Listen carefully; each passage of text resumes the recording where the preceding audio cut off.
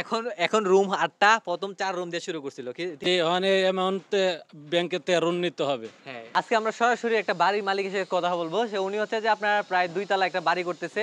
যদিও উনাকে বলা হয়েছে ৩ তলা ফাউন্ডেশন। তবে এটা আমি যা জাস্টিফাই করলাম ২ তলার বেশি দেওয়াটা ঠিক না। ঠিক আছে? কারণ এখানে ডিসট্যান্স গুলো অনেক বেশি বিভিন্ন প্রবলেমের কারণে। সো আপনি আমাকে ডাকছেন। বাড়ি করবেন, ইঞ্জিনিয়ারের পরামর্শ নিয়ে বাড়ি করবেন।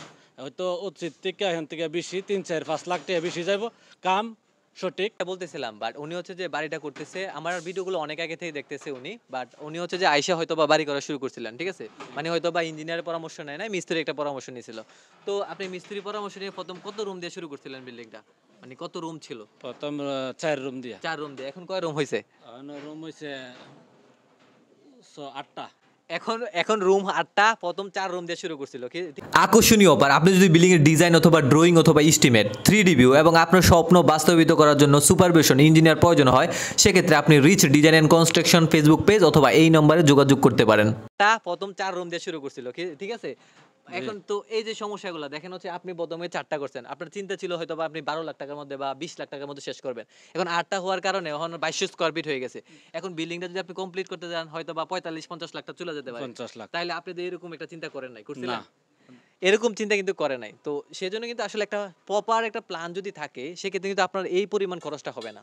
ঠিক আছে? মানে আপনার একটা নির্দিষ্ট প্ল্যান আছে, মার্জিত প্ল্যান আছে যে এত টাকা খরচ হবে। আপনি একটা নির্দিষ্ট অ্যামাউন্ট নিয়ে আসছেন। ঠিক না? জি। ওই অ্যামাউন্টটা কিন্তু উনি নিয়ে আসছে এটার মধ্যে কমপ্লিট করবে। কিন্তু এখন কি এরকম ব্যাংক পারতেছেন? যে এই অ্যামাউন্টে ব্যাংকেতে ঋণ নিতে হবে। হ্যাঁ, এখন ব্যাংকের থেকে লোন নিতে হইতাছে। সো এই বিষয়টা হচ্ছে যে কি আমরা ১ম এই ভুলটা করি, মানে একটা পরামর্শ নেই না। সঠিক পরামর্শ গাইডলাইন দিয়ে করি তাহলে হচ্ছে কিন্তু আসলে জায়গা যখন বেড়ে যাবে, মিস্ত্রির রেটটা যখন বেড়ে যাবে বা হচ্ছে যে আপনার বিল্ডিংটা যখন বেড়ে যাবে মানে জায়গা স্কয়ার ফিটটা তখন কিন্তু মিস্ত্রিরা আপনাকে বলা হইতো যে মিস্ত্রি তো বলতেছে না, মিস্ত্রি হয়তোবা বলতেছে বড় করলে কোনো সমস্যা নাই। কিন্তু আমরা তো আপনাকে জিজ্ঞাসা করব যে আসলে কত স্কয়ার ফিট করবেন, আপনার কত টাকা খরচ করবেন। তখন কিন্তু আপনার সমস্যা হওয়ার সম্ভাবনা কম ছিল। ঠিক না? এখন সমস্যায় আছে। তো উনি এখন আমাকে আনছে।